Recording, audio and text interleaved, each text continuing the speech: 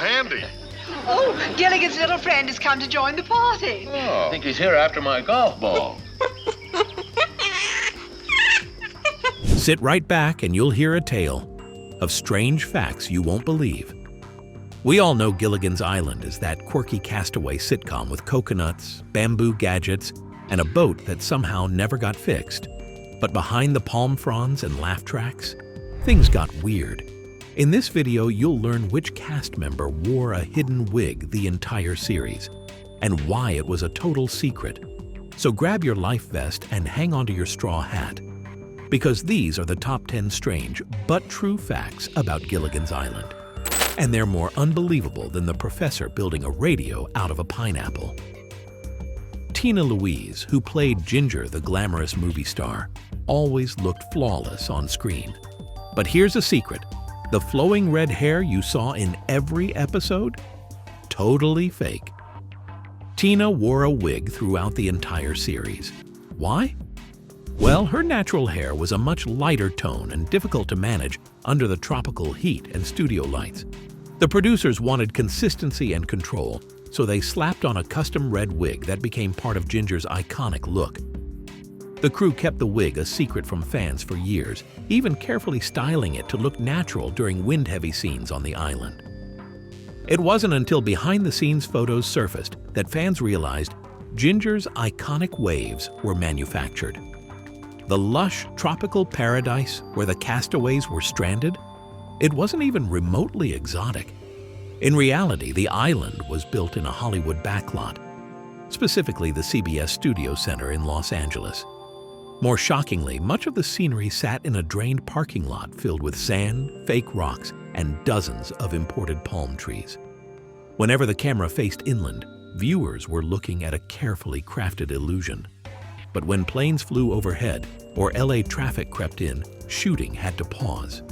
In fact, during heavy filming days, nearby car horns often ruined takes.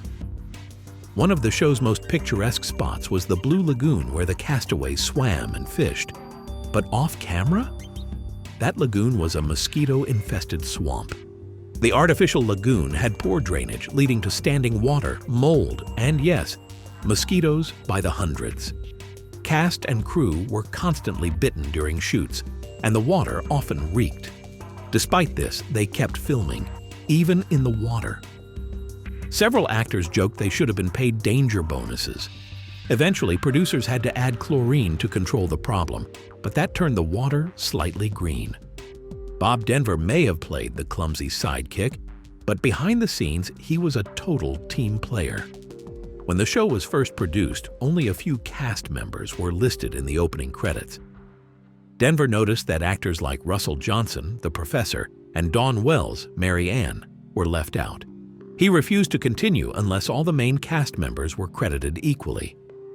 The producers resisted, but Denver stood firm. In the end, he won. From that point forward, the credits included the full ensemble, and he never asked for extra money or recognition for himself. Gilligan's Island was a syndication smash hit, airing for decades after its cancellation. But here's the twist. The cast didn't earn a dime in residuals. Their contracts were signed before residuals were standard. So while the show generated millions for networks and reruns, the actors got nothing. Nada. Tina Louise was especially vocal about this in later interviews, saying it felt like being stranded without a lifeboat. Bob Denver reportedly shrugged it off, saying he just enjoyed making people laugh. Russell Johnson played the professor, known for creating radios from coconuts and batteries from bananas. Turns out, he wasn't acting. Johnson had a real-life genius IQ and was a World War II bomber pilot before becoming an actor. He even studied physics and engineering, making him the perfect fit for the role. In interviews, he admitted he often corrected the script's science to make it more believable, or at least sound smarter. He even helped rewrite lines with technical accuracy. Over 3 seasons, the castaways tried nearly 35 different ways to get off the island. Rafts, balloons, animal messengers, you name it. But here's the kicker, not one escape worked. Ever. This was intentional. The writers had a strict no-return rule. The goal? keep the series formula consistent. Escapes were teased, but always foiled by weather, sabotage, or Gilligan himself. Fans caught on and began betting how Gilligan would mess things up each episode. Ginger was the movie star, but it was Mary Ann who won over America's heart.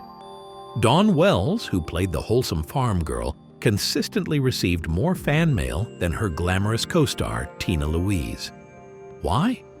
Fans related to Mary Ann's warmth, innocence, and down-to-earth charm. She felt real, like the girl next door.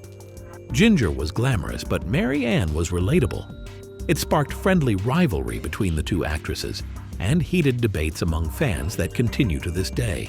Ginger or Mary Ann? Tina Louise wasn't happy on set, and she didn't hide it. She believed she was signing on for a serious show about social dynamics, not a slapstick sitcom. After the pilot, she was shocked by the tone and comedy focus. Tina clashed with producers and distanced herself from the rest of the cast. She even skipped reunion projects for decades. Despite that, she delivered consistent performances and helped make Ginger an unforgettable icon. Just Sit Right Back and You'll Hear a Tale is one of the most famous TV intros of all time, but it almost didn't exist. The original pilot had a different theme, a slow, dramatic sea shanty with no character names. Test audiences were bored. So the creators brought in legendary composer Sherwood Schwartz, who wrote the upbeat ballad we now know, complete with all 7 castaways named in rhyme. That theme helped brand the show instantly and became one of the most parodied TV tunes ever. Gilligan's Island was goofy, charming, and, as you've just seen, full of surprises. From fake hair to genius cast members to mosquito-infested lagoons, what looked like paradise was often a production nightmare, but it still stranded itself into the hearts of millions. So which fact blew your coconut? Let us know in the comments. And don't forget to like, subscribe, and hit that bell. Because here on Real Truths, we always dig up the weirdest treasures in TV history. Now cue the laugh track and roll the credits.